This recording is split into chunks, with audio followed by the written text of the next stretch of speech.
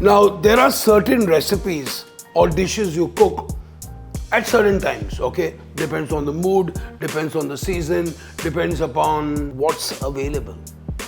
Now, that's what I'm talking about. The whole cooking should evolve around good produce. And that's what I was always taught by my grandmother and my mother. When prawns used to come into the house, not everybody ate prawns because my mom is a vegetarian and my brother had a seafood allergy. My sister doesn't like seafood. So Vicky Ratnani was the only one who loved eating different kinds of fish. Now, being the first kid in the family, mom being a vegetarian, I learned a lot of my seafood Sindhi cooking with my chachis and my bua, which is my dad's sister, who lives. So my bua Nima Didi, this recipe is for you because this is a nice methi and curry patta flavored rice with green garlic, which I used to love to eat when I used to come to Pune. The prawn version is my version to it because as a chef, as a sensibility, I just love eating prawn pulao. So I've made this lovely combination of this methi tamatar ka pulao along with my prawns. Let's start cooking. So now for this recipe, I've got about 450 grams of basmati rice, which has been, rinsed a couple of times, until the water is not milky at all.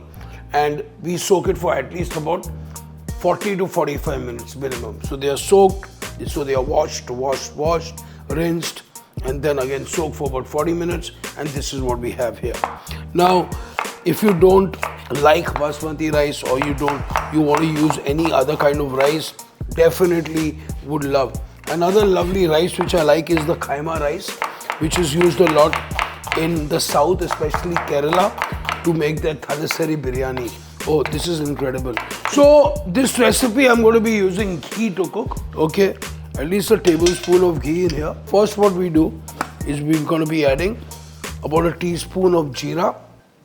We're going to be adding about half a teaspoon of mustard seeds, into which we're going to be adding some green chilies here, followed by our curry leaves. Brilliant, absolutely brilliant. Next, we're going to be adding our about 50 to 60 grams of fresh green garlic. So tempering is done. Next, we have a couple of dried red chilies here, and along with 3 small or 2 large onions, however you want to do it. Incredible. So we're going to be nicely sauteing this, okay? So we're giving this a nice, we'll turn the temperature down a little bit, okay? Next, we're going to be adding our masalas. I've got a little bit of dhania powder and I've got a touch of garam masala along with a little bit of red chili powder. About a teaspoon of haldi, turmeric. Incredible. We're going to be adding our, I would say about 10 to 12 cherry tomatoes. Even the regular tomatoes would do, but as I said, I love to follow the market. I follow the flavors, I follow the season, and I create them, okay? Sometimes you have to think outside the textbook, if you know what I mean. Next, we're going to be adding our methi leaves. Beautiful. So we're going to saute these off. And next, we're going to be adding a little bit of water. Beautiful. So you can see there's a lot of fun going on in the pan. I'm going to be adding a little bit of salt to start the thing.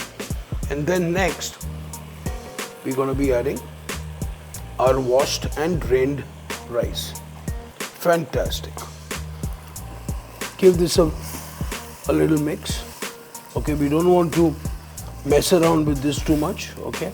So you can see we're getting a beautiful, lovely. So the idea is that you don't want to mess around with the rice too much.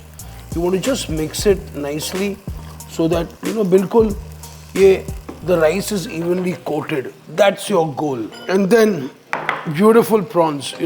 When you have fresh prawns, you don't really need to marinate them too much. Don't adulterate them too much, because now these are going to be cooking in their own juices, okay? All fish have their own moisture, which I love. So here I've got 1, 2, 3, 4, 5 prawns, and I've got 2 prawns with the heads on, okay? So the juices from the heads are going to come in. It's going to be incredible, guys, trust me. Next, we're going to top this up with some water. Fantastic. Now I'm going to be using a slightly smaller spoon just to make sure that I've got my levels right. This is one of those pulaus which literally is not one of those dry pulaus. It's a little wet pulao, so literally you can just eat it just by itself. You don't need any kind of sauce. So that's the reason why I like to keep this a little bit of wet. So मैं थोड़ा सा extra पानी डाल रहा हूँ उसमें. Okay, now let me just check. Nice, maybe a little bit of salt. I think so. थोड़ा सा नमक डाल देते हैं इसमें. Beautiful. और फिर हम इसे going to bring this to a nice simmer at the moment, and then we're going to be covering this. So since the water is almost absorbed, now we're going to just shut this and let it cook it on a very slow, beautiful simmer. यानी कि दम पे पका रहे हैं, and this rice is going to be beautiful, incredible, a whole flavor of Sindh happening along with prawns, methi, green garlic. Just wait and watch. Wow, amazing. Now check this out, guys. Beautiful, incredible rice, separate grains, right moisture, gorgeous flavors.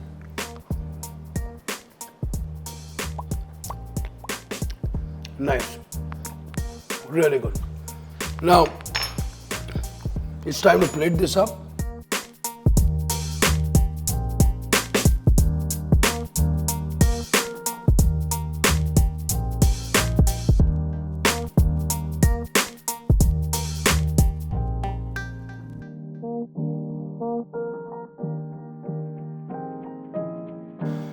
I don't know what to call this dish. Well, my family's prawn pulao with methi and green garlic. From mine to yours. हमारे kitchen से आपके घर में. Enjoy!